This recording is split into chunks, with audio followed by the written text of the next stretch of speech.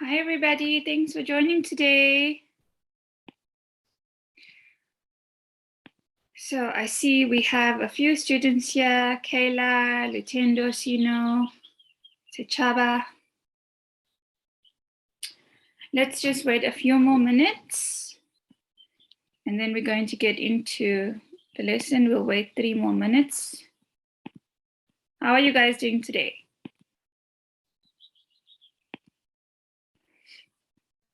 Good, ma'am. And how are you? I'm doing good, thanks. So remember, in our online classes, we can make use of the chat function. Okay, so just so that everyone knows how to use the chat, we can just all say hi in the chat.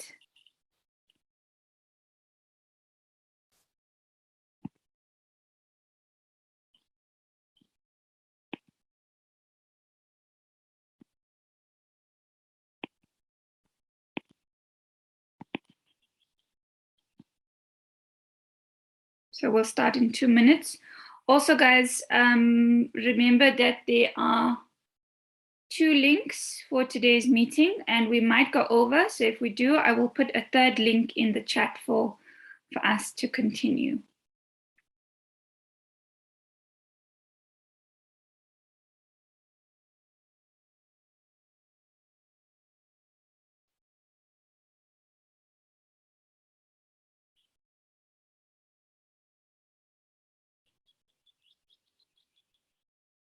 Hi, Lutendo.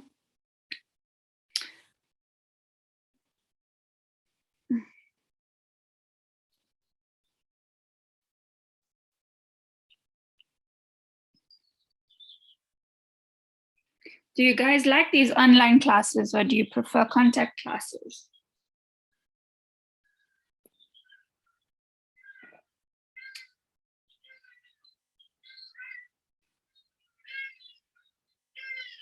Okay, contact classes. Yeah, unfortunately, with the pandemic, it's a little bit difficult. And also, we don't know the future of education. We might all just go online in the years to come. Okay, guys, so I think there's quite a few of us now. I said we'll start at 20 past, which we are doing. So just welcome everybody. This is week 2 of Academic Literacy 1. So before we get into today's lesson, let's talk and recap a little bit about what we did last week. Okay, so who wants to tell me briefly what we did last week? What did we speak about? So not so much the introductory lesson, but the second lesson.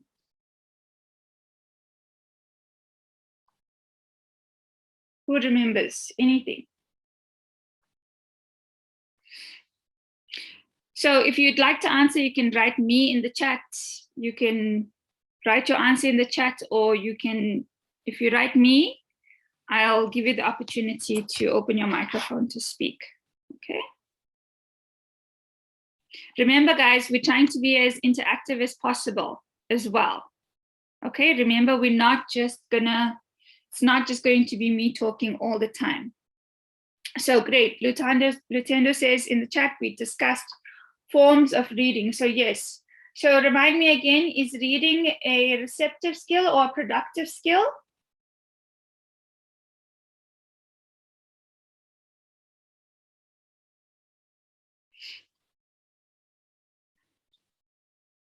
Good, so guys, remember, I want everyone here to get involved in the conversation, what we're talking about. Good, so we said that reading is definitely a receptive skill. And then we spoke about the methods of reading and the strategies. Who remembers what strategies we discussed?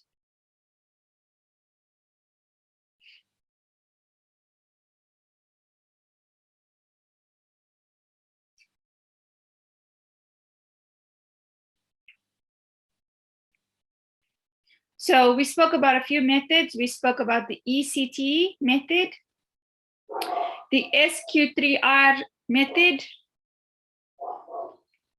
And then we went to McEwen's 7 strategies. And we discussed a little bit about what we did or what we should do before reading. Who remembers the 4 processes that we do before reading?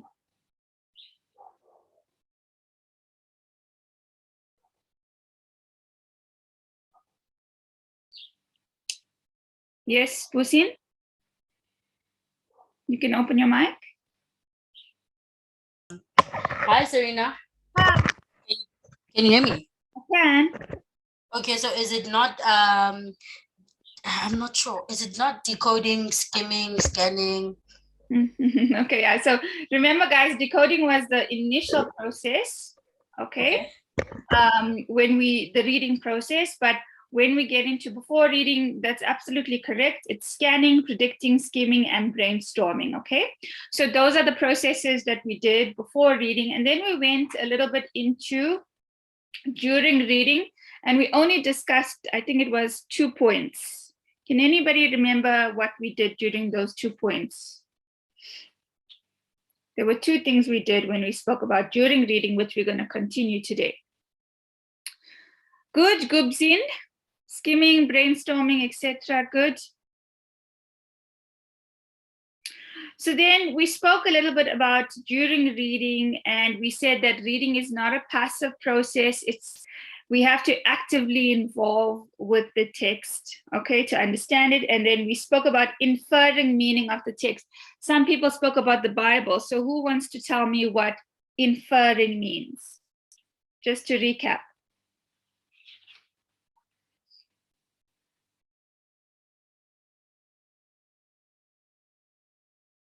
So for those of you who've just joined, if you'd like to answer, you can just write me in the chat, and then I will give you the opportunity to open up your microphone, okay? So it's not chaotic.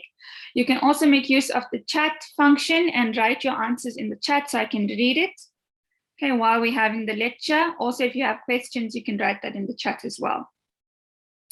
Excellent. So definitely. So inferring means that we read between the lines, okay? And it's one of the most important reading skills that we can develop because it's tricky.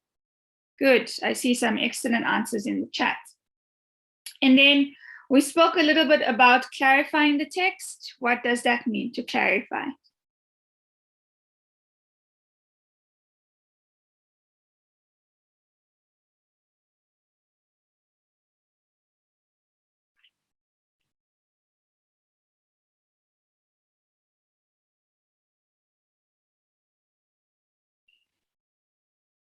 Remember, you can guess in this class. You're allowed to make mistakes. Yes, Lutendo?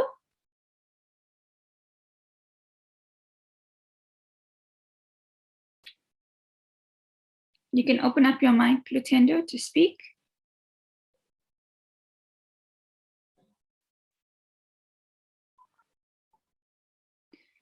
Good, Gubson, that's a good try. Yes, Lutendo?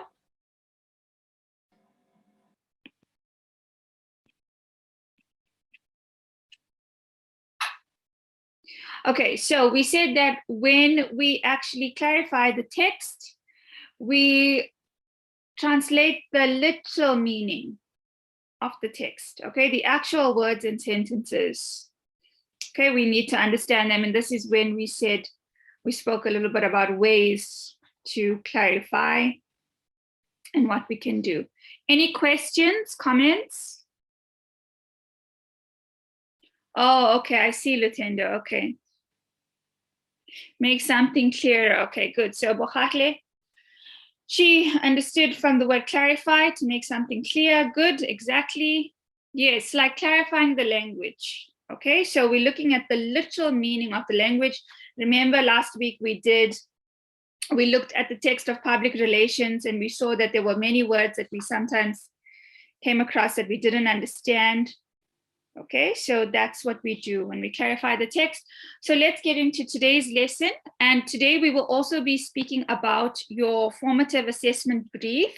Did anyone have a look at the formative assessment brief on Call Campus?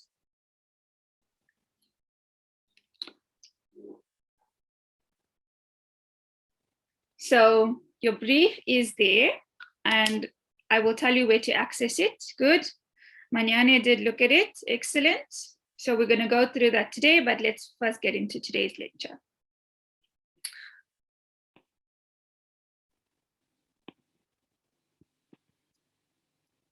So as we know, we're on the receptive skill of reading. And we just briefly went through what we did in the last class. So we can continue in that way. We're still on during reading. So let's talk a little bit more about questioning the text. Now, before I tell you why it's important to question the text, why do you think it's important to question the text?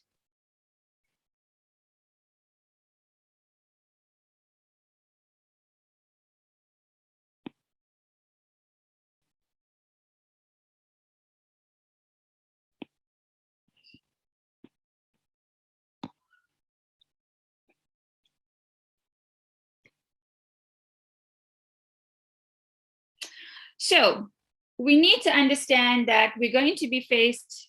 Good, excellent, Kayla. Kayla, excellenda. Okay, so of course, we need to understand that we're going to be faced with a lot of difficult academic texts that we may not understand. And we always have to question. Good, I see some excellent answers in the chat.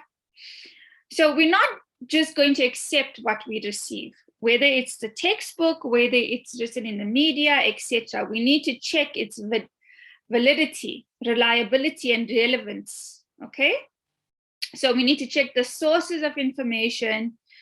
And we see that there are actually 3 ways that we can actually question the text. So the first way is actually self-questioning. So self-questioning requires a high level of metacognition. What is metacognition?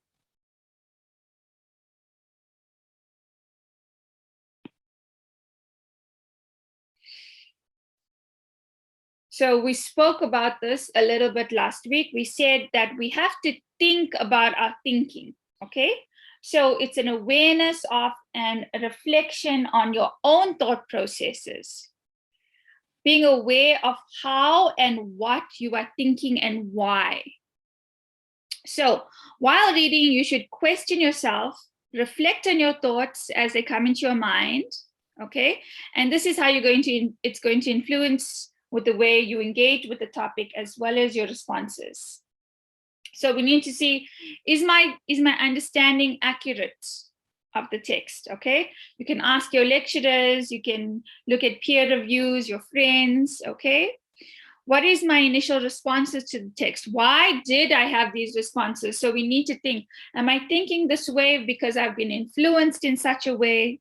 Okay, where am I getting my sources of information from that I think this way? Do I agree with the author or the argument? Okay, that's very important to think, why? Why do I agree? Why do I disagree? Why do I think this way? Any questions, comments?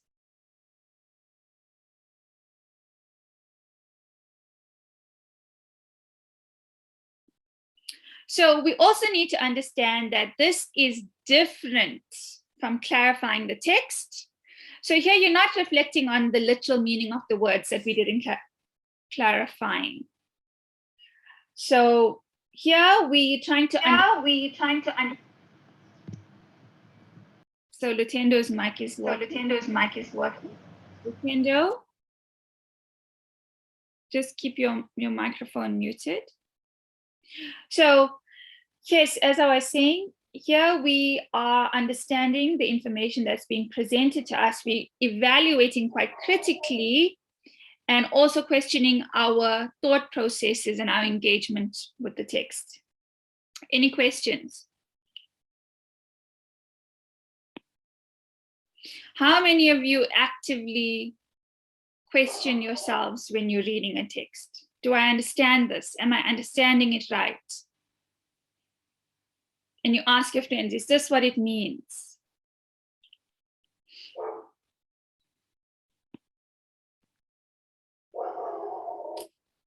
Good, excellent, excellent.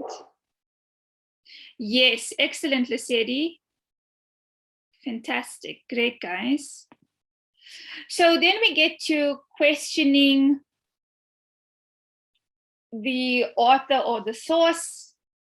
Now, when you get to higher academic studies like we are here, okay, we need to understand that it's a body of knowledge and you are going to become a participant in this field if you're doing media studies, if you're doing journalism, etc.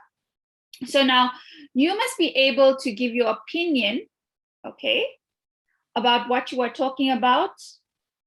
And you need to understand what the author is saying, where the author comes from, and it needs to be substantiated, backed up, okay? Why do I say this? Why? Okay, because I read it here from this author, he's established, he's researched, I've also researched. So you need to understand the concepts and ideas being presented, but also question them. Okay, and then whilst you're in this position of questioning, it's going to strengthen your arguments and also aid our learning process. Remember, we spoke about last week that every text is written by someone, it's a constructed object, so it has an intention or an agenda in mind. So when we read from this author, we need to understand what is this author's purpose. Okay, what is he saying? What is his argument? What is he trying to convince me of? Okay, which school of thought does he belong to? Do I agree with this author? Okay, so what are the main points we differ from? Is there valid evidence, okay, about what he's talking about? Okay, don't just accept the information that you're reading. Look for other resources that back this claim up, valid resources. Any questions, comments?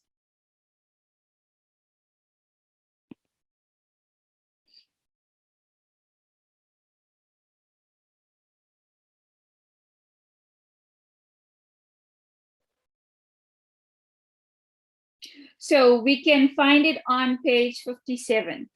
We're reading from page 57.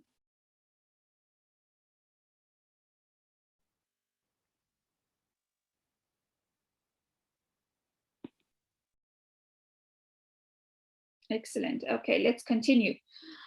So the next point that we're going to get into is questioning others. Why would you think it's useful to question others?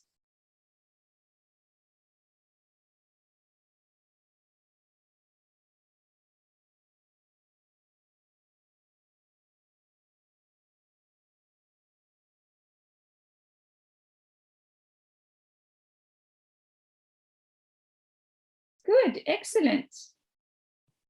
I see some answers in the chat too. Understand their perspective, exactly. So maybe they have a different perspective from what you have. Okay, then you can get to know their point of view to see how it corresponds with your point of view. Exactly, Manyane, you can learn more. Fantastic. Okay, we're here to get diverse points of views, different understandings of the text. So we need to understand all points of view. And we'll gain a broader understanding of what we are reading and different perspectives, like I said. So we can get reading groups, tutorials, discussion forums. Okay, we have a discussion on Call Campus, which I will tell you guys about before the end of the session. Okay, so in this way, we question their views, we question our views. Exactly, so we try to relate as well, okay? So it increases our engagement with what we are reading and our understanding. Any questions?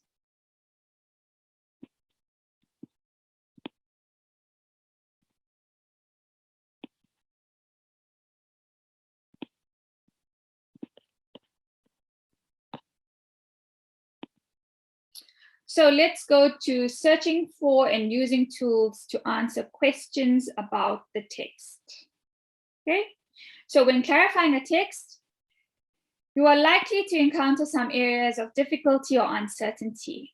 We can at times clarify certain terms and definitions using a glossary.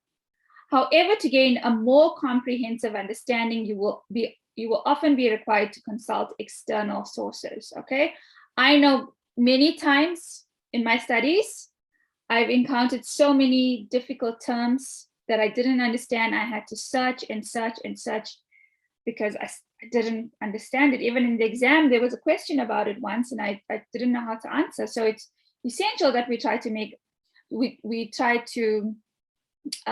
understand and use as many tools as possible. So what kind of tools can we use to help us? So firstly, dictionaries, okay, to clarify unfamiliar words, like we did last week with the exercise on PR, some of you may have done. Textbooks that cover the same topic, and this will help us to broaden our understanding and our knowledge on the topic. Commentaries. So what are commentaries? So these are written texts by subject experts, and they give us some explanations or interpretations of the topic. Lecture, tutorial, seminar notes provided by someone or taken by you. And this is helpful supporting information. Okay, when you read someone else's notes and you understand, you're trying to understand what they're saying and you look at your notes, you may understand it better. And then some articles or commentaries may offer practical applications of complex ideas, terms, whereby they make them easier to understand. Okay, how many of you use any of these to understand the text? So guys, let me just help Charlene quickly. She wants to know what page. She says her audio is not connecting. So let me just write here.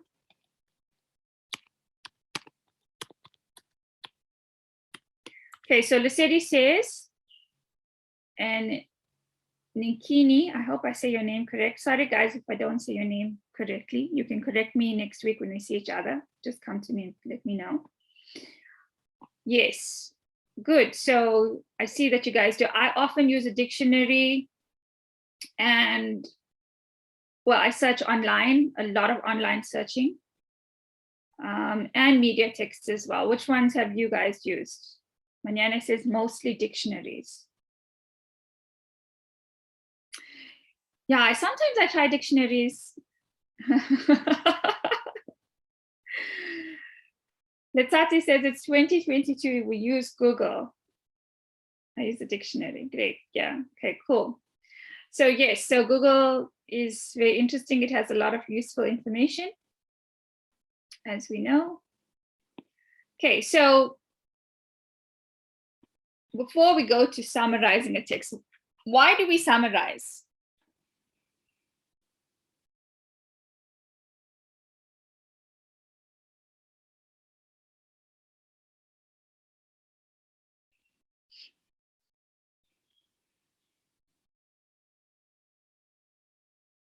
Okay, good.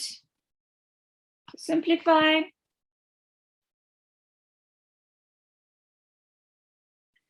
How many of you think that summarizing is a waste of time?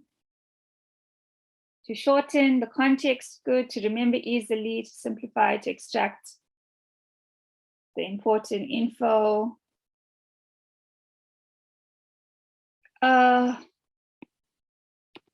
So it may, sorry guys, I have to reply to Colleen. She's messaging me. So I just want to tell her to check her audio settings or to leave and come back. Sometimes it can be the connection as well.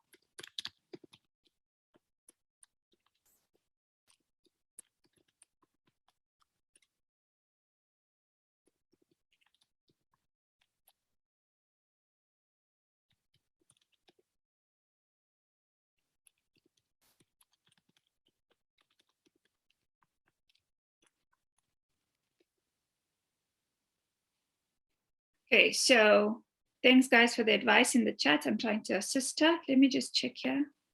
So unfortunately, we do have to have text, tech issues sometimes. Siama also is also not connected. 3 people are not connected to audio in this meeting. Okay. Yeah, so I got some good answers in the chat there. To reduce the bigger chunks for easier consumption, excellent. To reduce useless row less important information so it's readable. Cool.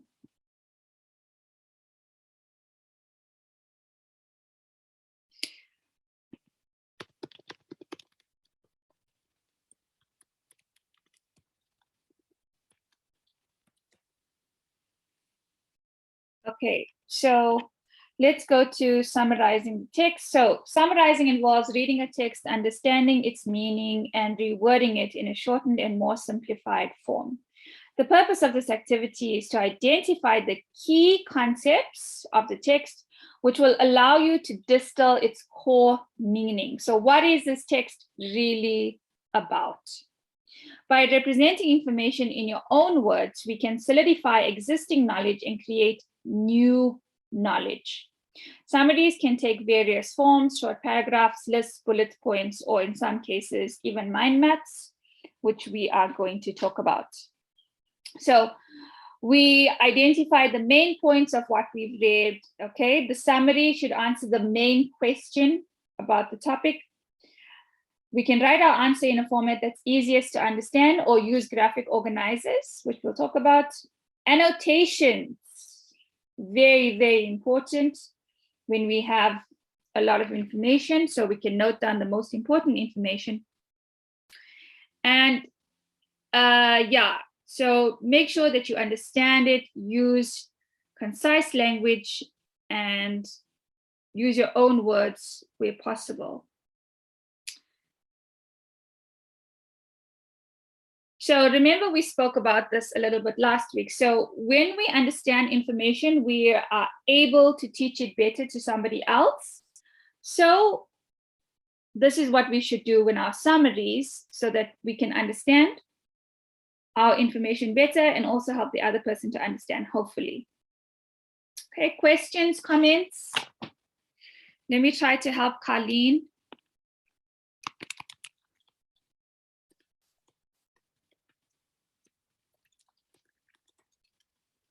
But she's really struggling.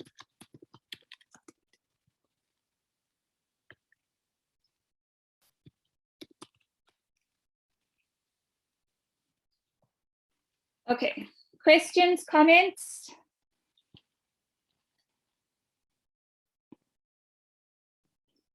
Unfortunately, because we only have 40 minutes, I can't spend 20 minutes or 10 minutes trying to help someone with a tech problem.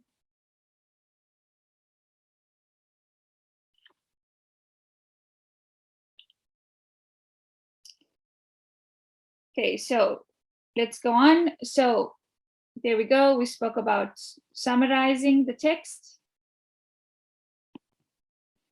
Now we're going to talk about visualizing the text by using graphic organizers. So does anyone use graphic elements when trying to understand information?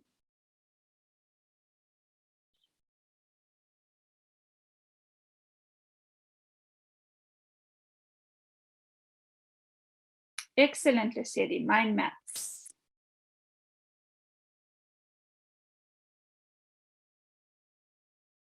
So we spoke about it a little bit during our first. Letsatsi says, does coloring count? Well, it's making it more visually appealing, but I wouldn't say it's a graphic organizer. So yeah, Lesedi, yeah. So when we planning first draft and final draft, that's well, I'm not sure if you're referring to a graphic organizer, okay? So remember we spoke about during the first week of lectures, during that very first lesson, that a lot of us are visual learners and that our brain absorbs more information visually than from writing. So guys, in 10 minutes, we're gonna leave this session and go into the second link. So when reading for study or learning, it's often valuable to reorganize the information to a new visual format.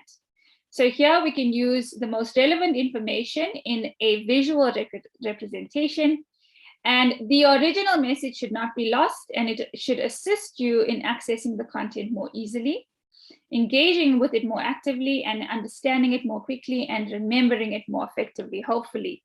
So let's look at the various visuals that we have. So this is the first one. We talk about a concept map. A concept map is a top-down diagram showing relationships between concepts, including cross connections between concepts, across concepts, okay, and amongst concepts. So we see it here. You'll see this in your textbook as well. On page 60, the concept map. How many of you use concept maps? I think this would be useful when we're doing something that's quite technical in nature and scientific. I haven't used this.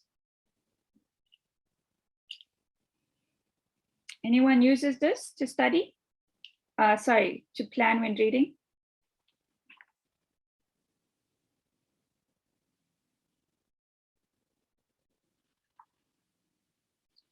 Nope. Okay, let's go on. So we're going to go next to the mind map, which a lot of you told me about. And here we speak about different colors, images, and shapes. In your textbook, you see a lovely image of a tree. Okay, and we say they are arranged radially. So there's a central point and it goes outwards.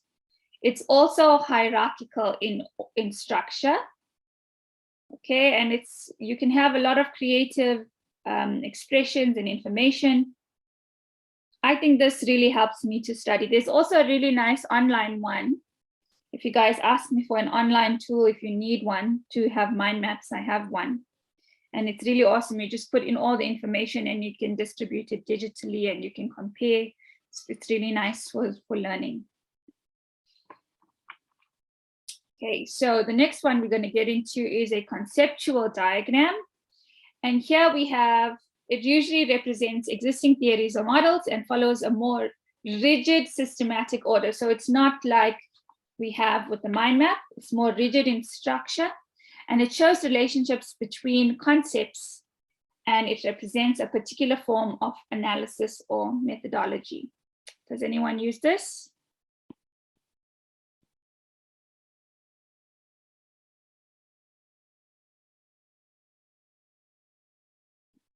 Yeah, I don't use this one either, to be honest. So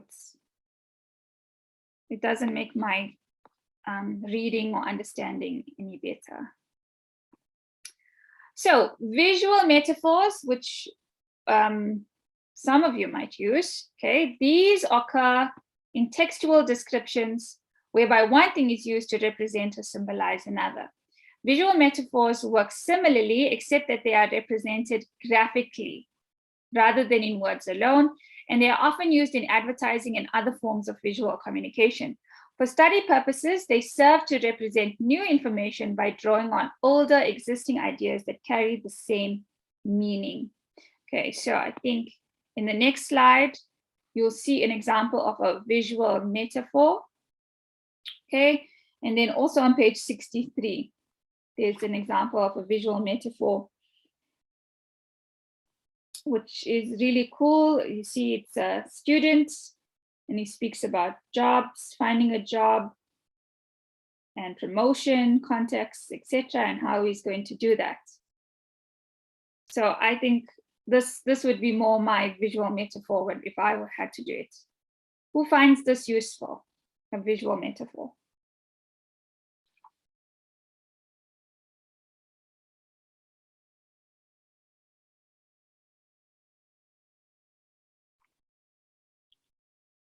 So what do you think are some of the benefits of using visual representations instead of just words alone? Cool, Lesedi, that's excellent.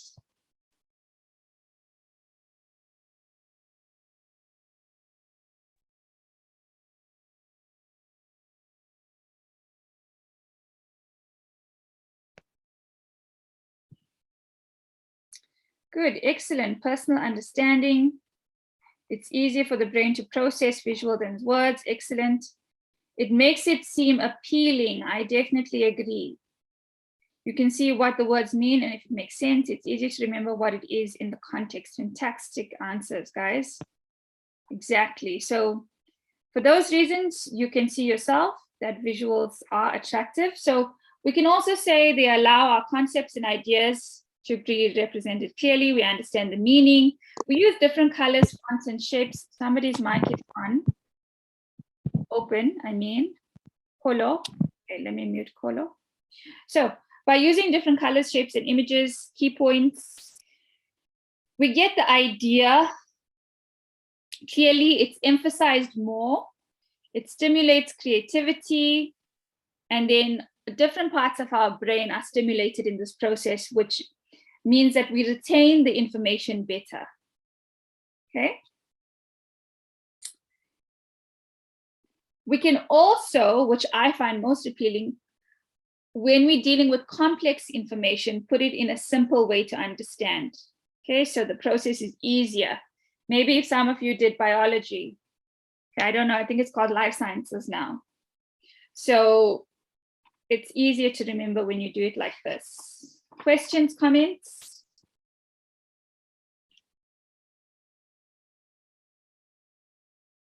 Manana, you have a question or comment?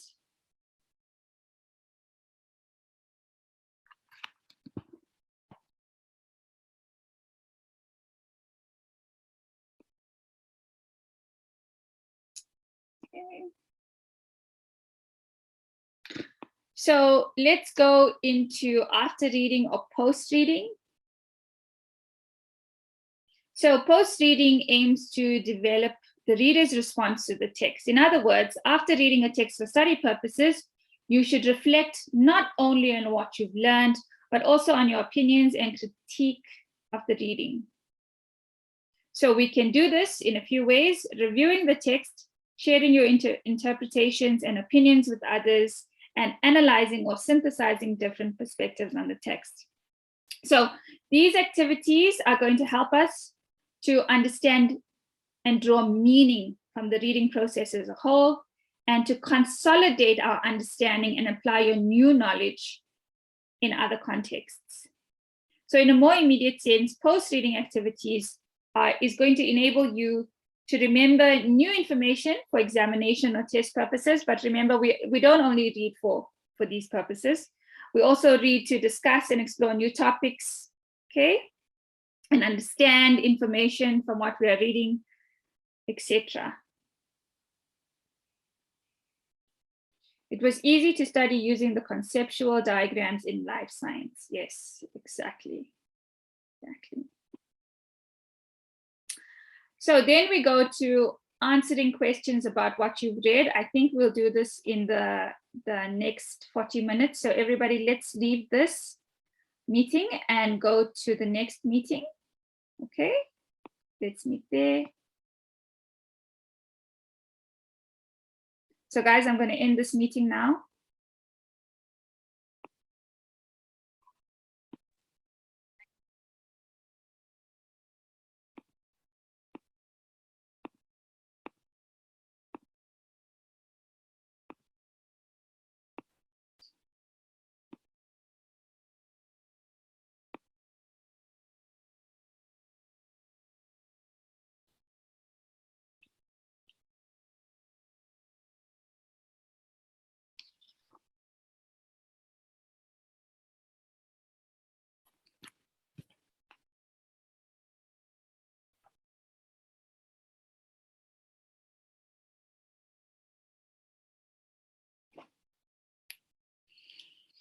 So let's just wait 1 minute or 2 minutes until people join us.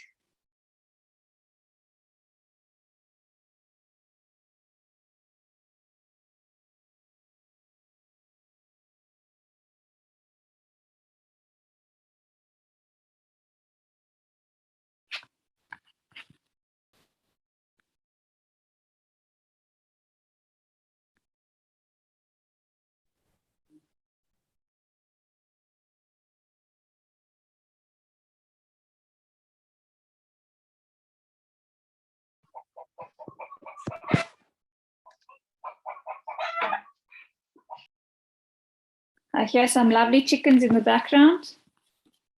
Interesting.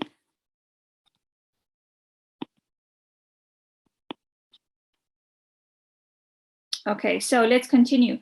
So answering questions about what you've read. Now, during this reading process, we know that we read a lot of things and we may have a lot of questions about the vocabulary, the complexity of the ideas or theories, which is quite common, okay? And we generate these questions ourselves to ourselves, okay? And it's different from when the text is being analyzed in a more conscious or deliberate way. So we can ask questions to simulate new ideas, questions within the text provided by lectures, in study guides and exam papers, etc. Okay.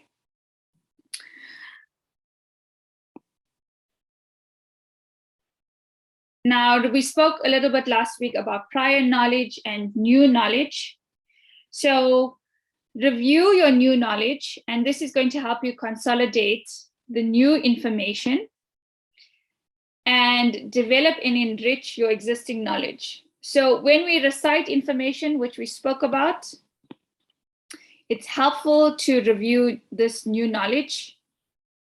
And we know that recitation means that when you repeat the information to yourself out loud, okay? So it's also a form of studying, of taking new information in, which we often did during our studies in matric. I did that quite often. I'm sure you guys did as well. Questions, comments?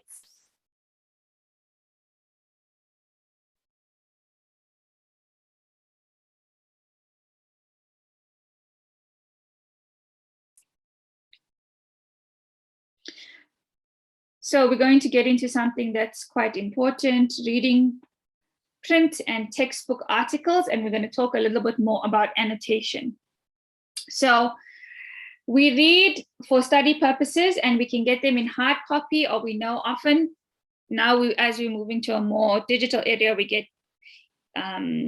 e-files, okay, and it's in an online format. So we should engage with the material, whether it's online or it's in a hard copy, in the exact same way, okay? Does anyone find it more difficult to engage with material online?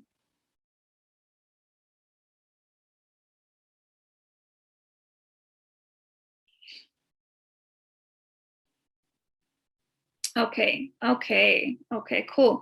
So maybe it's also because when we're at school, we're so used to hard copies, right? I'm not sure if in schooling system you had more hard copies or online formats. Yeah, so maybe that's why, because you're so used to that process of having a hard copy that it's a little bit challenging to get used to digital. So let's talk about text annotation, which we did touch on a little bit last week.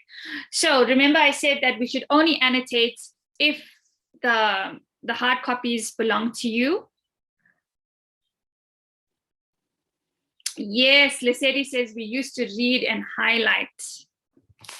Exactly. So annotation involves the process of making physical markings on a page by underlining the words, main concepts, okay, highlighting, etc.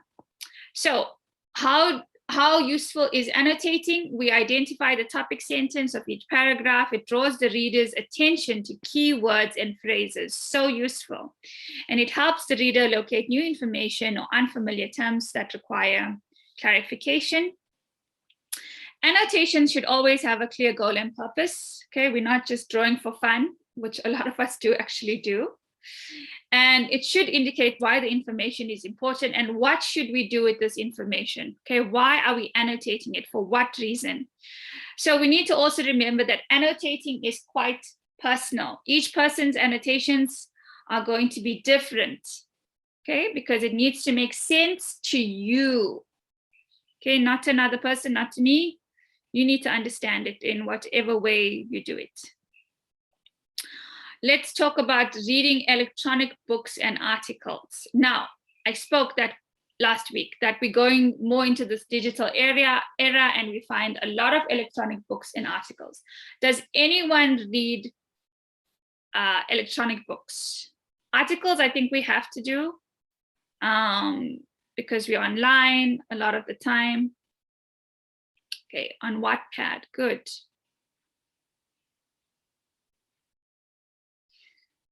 Mañana is good, excellent. Yeah, I also prefer hard copies, to be honest. I do as well. But sometimes, like I was studying, I'm almost done with my studying, but I found that a lot of my textbooks were available online, and I did find it, guys, stop annotating on my screen. Just give me a second. I think I can clear this annotation. Okay, there we go. So yeah, so yes, we do find information in textbooks, etc. I did find it a little bit challenging, but we can do most of the things that we do in our hard copies online, if you didn't know. So as it says again, all of the same reading strategies that we've discussed thus far in a hard copy should also be employed in electronic books and articles.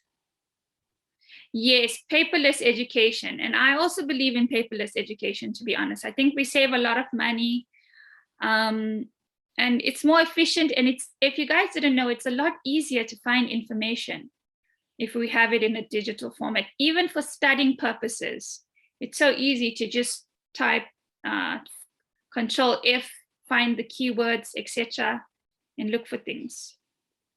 So I don't know if you guys have become used to it yet, but it is quite efficient. Okay, so let's talk about how we annotate for electronic materials. So there's a growing popularity of online formats. We are on page 67, just right there.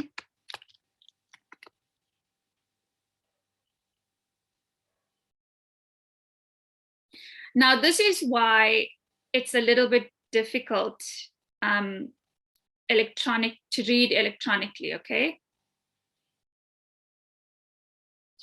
Sorry, not 67. Yes, page 70. Yes, thanks, Lesedi. Page 70.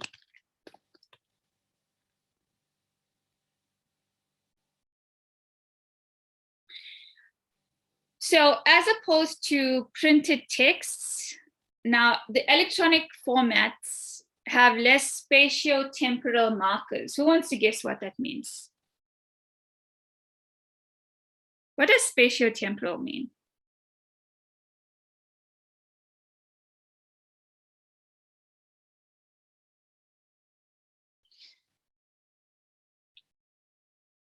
So spatio-temporal means space-time markers, right?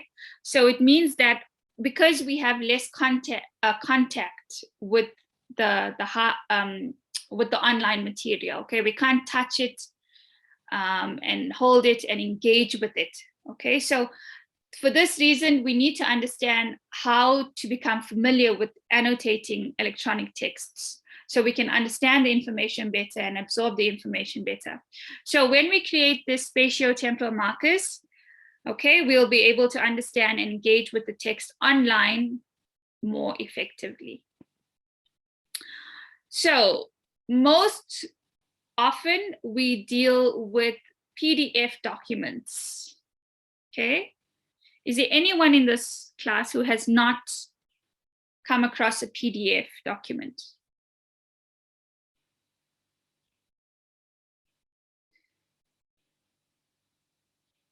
Okay, so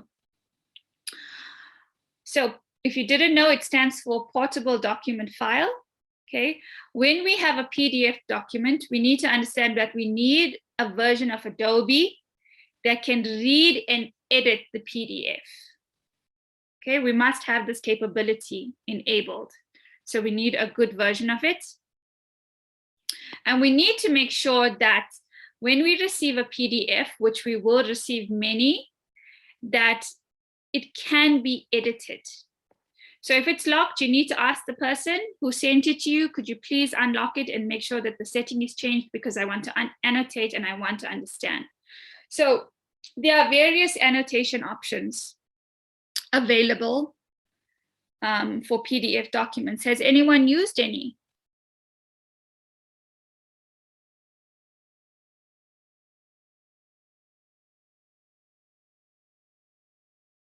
Okay, I don't see any answers in the chat, so I think that you haven't. Okay, so today, this part of the lesson would be good if you haven't, so you can learn how to do it. Okay, so I don't think I have PDF on my computer. I would have opened it and showed you guys. But so there are various options that you can use. Okay, the first one is sticky notes.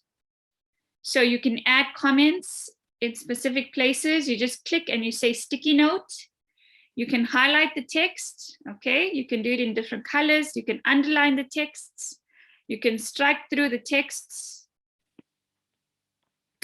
So you can also add a note to replace the text, and this allows you to indicate which words or portions of the text should be replaced with new text. Okay, I think if you download the software, by the way, if you didn't know, it's free online, so everyone should download it on your computer. While you're at campus, you can use the Wi-Fi and download it on your computer so you can have it. Who's tried any of these?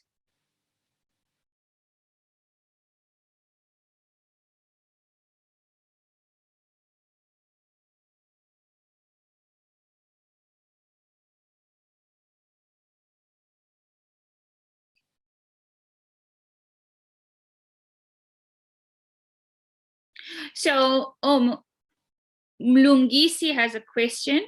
Good. Letsatsi says she's tried the sticky notes. I also highlight and use a sticky note. What would be the reason to strike through a text?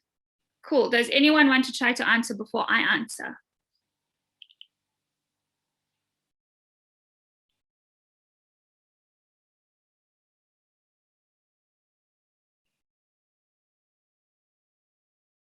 Okay, so a lot of the times we have a ton of information that we have on a piece of paper or a document, etc. Okay, so we don't want to delete the information. So we just strike it through. It's still there. We can still see it. Okay, but we strike it through because we see it as unnecessary. It's not necessary for us to know. Okay, so I've worked a lot online with online documents, and we use strike through a lot so that the information is still there.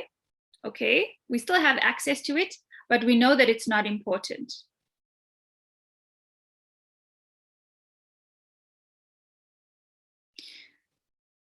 Yes, Sia says, I don't think it was PDF that I tried this on, but I've seen it. Yes, so yeah. So I have a different tool because I use a different computer that's quite efficient, that helps me with documents, and I prefer to use that it's just easier for me. Okay, but this is also very useful for PDFs. Sometimes I do get PDFs, and I utilize these tools, especially the sticky notes. You'll find with the sticky note that you can click on it and it opens up, and then you click on it and it gets back. And you can also find a list of all your comments that you made and sticky notes, etc., on PDF documents. Okay, so we can also insert text at cursor. So you can insert text at certain or particular points, add a text comment. So at certain points, you can put a comment, add a text box. Okay, I've never added a text box.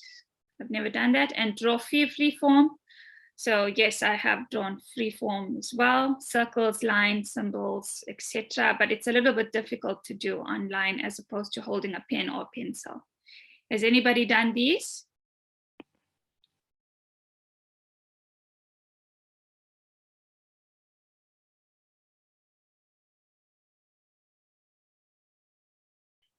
Okay, Lesedi, which ones did you do?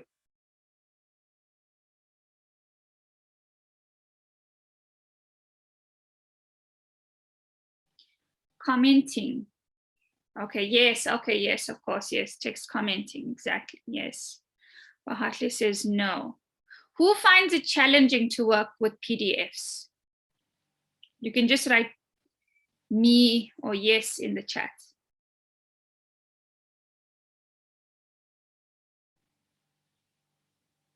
Kakasi, okay. Just like to see. Okay, yeah, so yeah, guys, it can be a little bit challenging.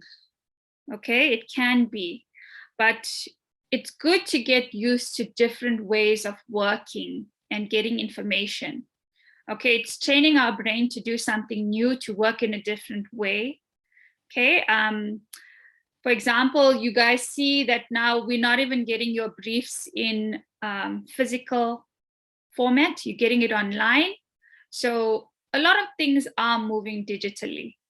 Okay, so it's good to be to have experience with working with digital formats. Questions, comments?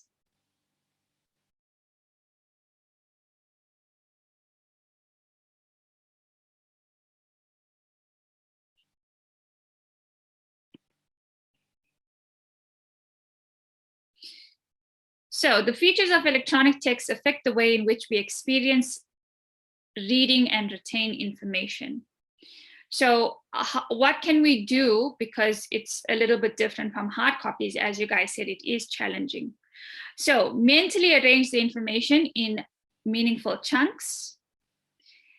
So scan for, you could use scanning and alternate to in-depth reading. So this is very important. Turn off any distracting notifications to remain focused on the content, okay? It's difficult when we're online because we have access to so many things. We're on WhatsApp, we're on different platforms, we're on YouTube, etc. So make sure that you don't have any distracting notifications. Give your eyes a break from the screen every now and then. Very, very important. So important. And then you can also write notes on a piece of paper to give your eyes a break because the screens are not good, okay? I spend a lot of time reading on a screen and it's really not good for my eyes. Okay, cool. Any questions about today's lecture before we speak about the brief for your assessment?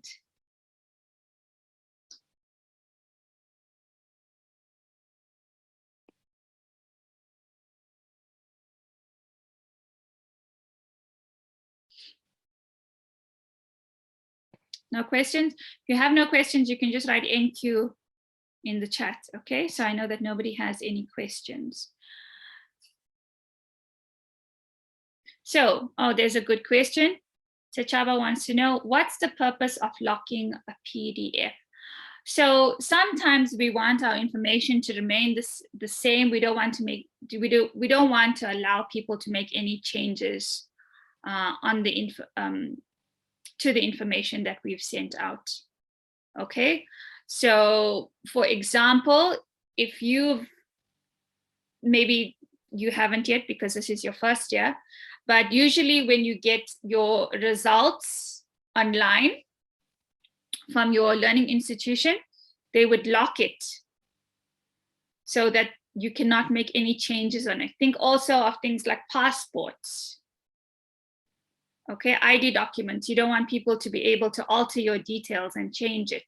Okay, I spoke to someone recently, and he works for the German embassy in South Africa, and he does a lot of hiring in South Africa. And he asked me, why don't you put your CV in a PDF document? Because people can just make changes to it. And I said, in South Africa, we just used to putting it on a Word document. And he said, no, you need to put it in a PDF document and lock it so that people can't make changes. So maybe we should rethink the way we do our CVs as well and put it in a PDF format that's locked so that people can't make changes. Yes, even with your assignments. Yes, even with assignments, because I always put it in a Word document, but I think it's just better to put it in a PDF, so it makes sense. So, no, we wouldn't necessarily say it's better, but we say it's a different way of storing information, and there's a possibility of locking the information so that people cannot make changes to it. Okay, I'm sure with the Word document as well. There should be some features to lock it. I should look into that actually. But yeah, so PDF is just best because we cannot alter or change any of the information. The way it's sent, it's the way it's received, and it's not open to any altering. Sometimes when we click into a Word document, it can make some changes mistakenly, and then we don't even realize it sometimes. So sometimes if you're doing your assignments, etc., save it as a PDF format so that you know that no one can make any changes, even you mistakenly can't. The Word document locking is not user-friendly. Okay, so yes, we have different opinions on user-friendliness when it comes to online formats. So yes, so remember, sometimes I'm not sure what will be asked in what format. So we need to look at the format that's asked from you as well. So sometimes we'll say give it to us in a PDF, give it to us in a Word document. So it depends on what your lecturer is asking from you as well. Okay, so just remember that. Sometimes they afford you the possibility to give it to you in different, you're allowed to give it in different formats, should I say. Can you send audio in PDF? No, because audio is a different file format. Okay, so remember this, a PDF, the file extension would be .pdf. When we get to audio, it will be .mp4, .mp3, etc. Okay, so the file extension is the extension at the end of a document. So for example, Word documents have docx, that means it's a document file. PPTX, it's a PPT. Okay, so PDF is an extension on its own. Any other questions, comments?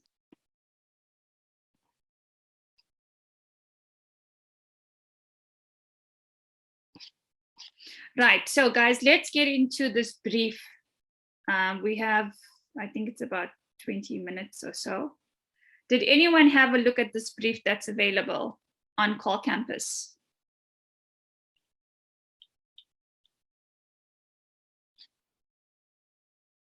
So if you guys don't know where to access it, let me just stop the sharing quickly. So briefly, okay. So I just want to stop this quickly and open up the brief. Give me a second.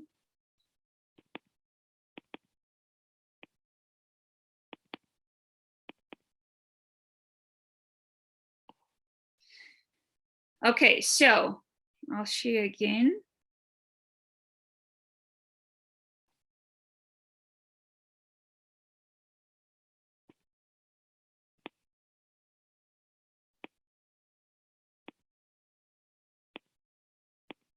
Okay, so here we go, guys. Here's the brief.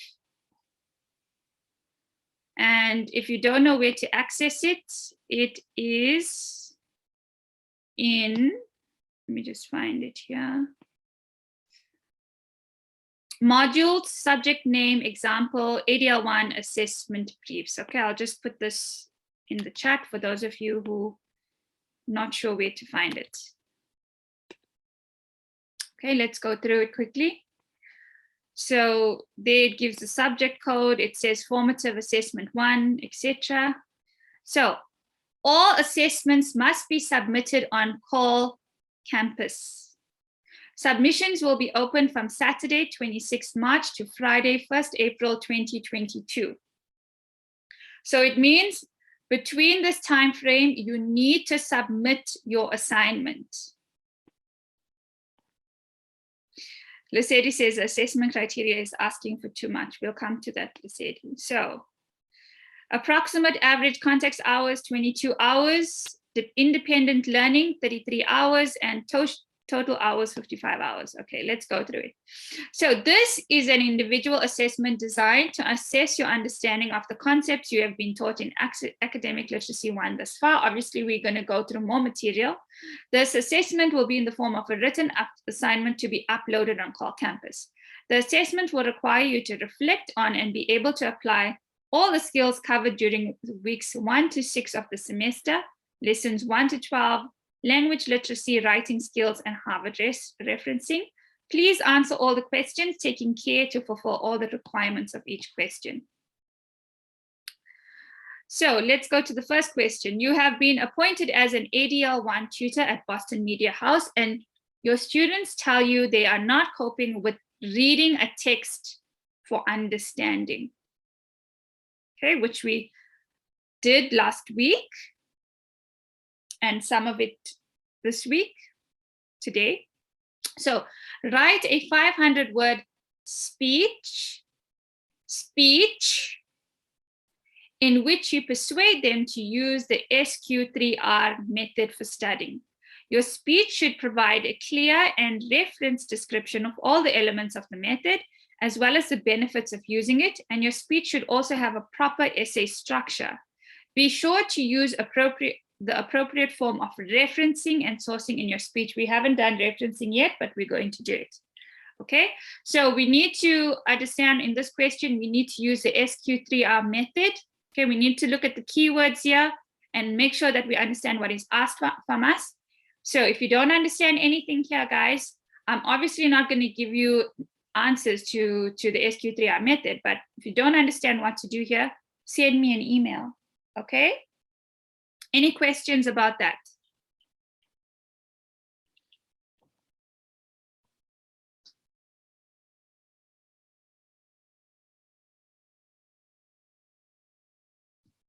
No questions, okay. So there's a little information about the SQ3R method, so you're going to have to research quite a bit, okay? Question 2. The COVID pandemic has shifted paradigms of teaching and learning to the use of virtual modes instead of the traditional face-to-face approaches. While some people are happy with this, some are not, citing many problems with virtual learning platforms. Write a 500-word essay discussing the potential effects of learning on students' performance. Okay, potential effects. Your essay should have an original, creative, and suitable title, and it should not be effects of virtual learning on students. Potential effects. We must understand what is being asked from us. So be sure to use the appropriate form of referencing in your essay, which we will talk about in the next few lessons. Question 3, outline and describe the 5 stages of the writing process. Okay. So there should be no spelling, grammar, or syntax errors. The format is per requirements in the brief. The assessment needs to be plagiarism-free and contains references as per the Harvard referencing style where applicable. So before we go into anything else, are there any questions?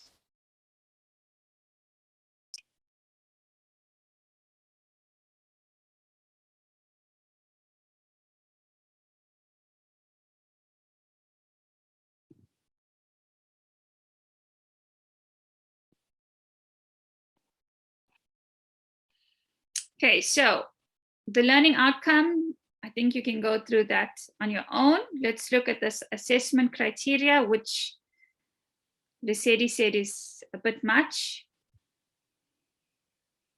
Yes, these 3 questions are one assessment, which is due between March 26th and Friday, April 1st. So it says here, innovative and creative title, 2 marks. Description of the SQ3R elements, 5 marks. Clear articulation of 2 advantages of the method, 10 marks. Mentioning the advantage, 2 marks each. Explaining how it will benefit students, 3 marks each. Use of persuasive language. Okay, critical thinking, students' ability to apply the theory to practice through an example. Good structure shows, so we should have introduction, a body, and conclusion.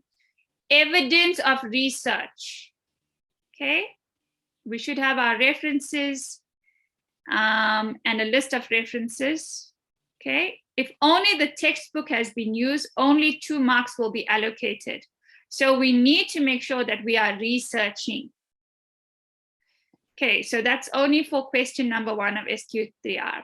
Question 2, innovative title. Guys, we have to do all the questions. Innovative title, reference information of COVID-19. Okay, 5 marks. Content, a clear articulation of at least 2 negative or positive effects. Okay, this is the one where we have to write about the potential effects of blended or online learning on students' performance, explaining how it will affect performance, okay, etc. Critical thinking, students' ability to apply knowledge to content, adequately contextualizing the shift to virtual platforms and linking it to COVID-19. So you guys can think of some of the challenges that we are having right now, okay? Some people are having some challenges, so think about those.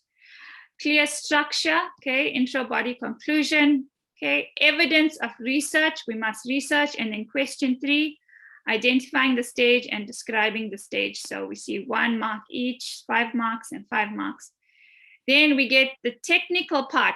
Always look at the technical part for 20 marks, guys. No spelling, grammar, syntax errors, formatting is per the instructions on the brief, references according to journalistic conventions or Harvard referencing. Okay, people quoted directly, we're going to talk more about this, and full names and first names, and then only last names in the references. So let me have a look at the chat. Please write your questions now so I can read them and discuss them with you, and we can also do it in the next session as well this week if you have any. So yes, everybody, these 3 questions are 1 assignment, 1 assessment. We have to do all 3. Okay. We'll continue with the rest of this. Sorry, just one more thing, plagiarism. Okay, make sure that we're going to deduct marks if you plagiarize. 20% for first year, 10% for failing to include a signed non-plagiarism declaration with your cover page. You should have a cover page and a non-plagiarism declaration. I'm not sure if Boston Media House gives it to you. I must just find out about that, okay?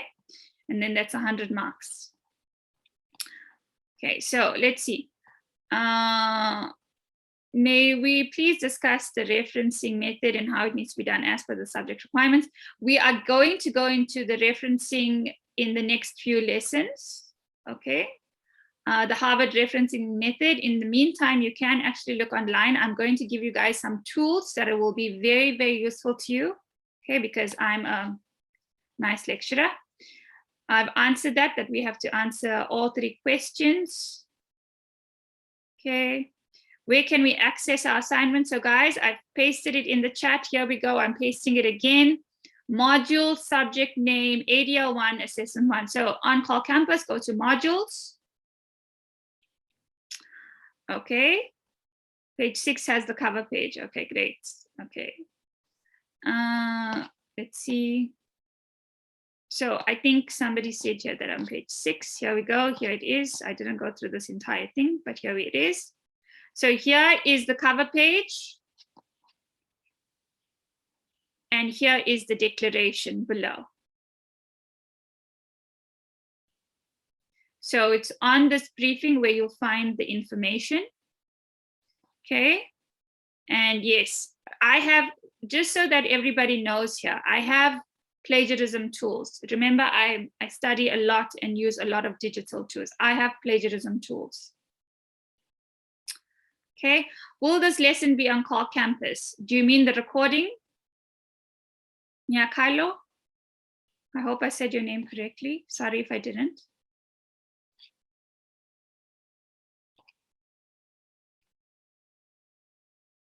So the recording won't be on Call Campus.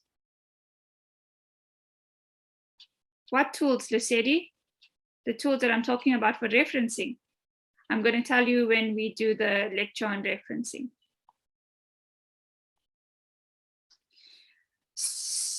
No, so we don't upload the recordings on Call Campus. If you would like the recordings, you can send me an email. Okay, you guys should have my email address by now. It's also available on Call Campus. And then we'll go briefly through the brief again in the next session. Okay, we did discuss a lot of it today. But as always, you have my email address where you can ask me questions. Okay, I'm not going to give you answers, but I will help you with anything technical in nature that you need to understand. Okay, we have 3 minutes left. Any other questions, guys?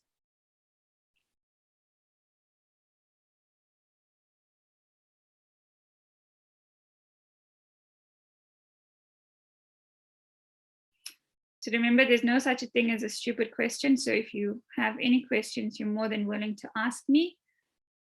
And in the next lesson, we are going to continue with receptive skills, okay, which will be sometime this week. Okay, so yeah, if you guys need the slides, I think it is available on Call Campus this week. My slides are up. Okay, so it's available there. And then once again, my email address for any questions.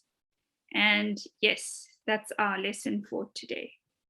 Is there a WhatsApp group? The link to the recording can be posted there. There is not a WhatsApp group, okay? Firstly, because as you know, the institution does not recognize, if you didn't know, Boston Media House does not recognize WhatsApp as a formal means of communication between lecturers and students. If I post something on WhatsApp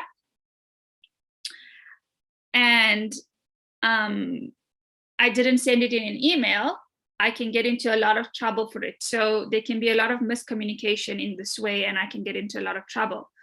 What you can do is, amongst yourselves, you can open a WhatsApp group and somebody can send me a link, and I will join the link from one of my phone numbers and join you, and I can assist you in this way, but I won't be opening the group myself. So I can give you advice and tips when I have some free time, etc. But I won't be opening it myself. Okay, we'll speak about it in the next lecture. If somebody wants to do this, and I'll just join. Okay, cool. So yes, whoever wants to take the leadership initiative and start the WhatsApp group, and I will join it. But remember that, excellent. Okay. Okay, cool. Yeah, I think recordings are quite useful. It's just a little bit difficult sometimes. Okay, cool. Alrighty, guys. So yes, we will speak again this week. I hope that you guys learned a lot today. I know that it's a little bit challenging on these platforms. Okay, see you guys in the next lecture. And yeah, good luck with the assignment. Bye, everybody.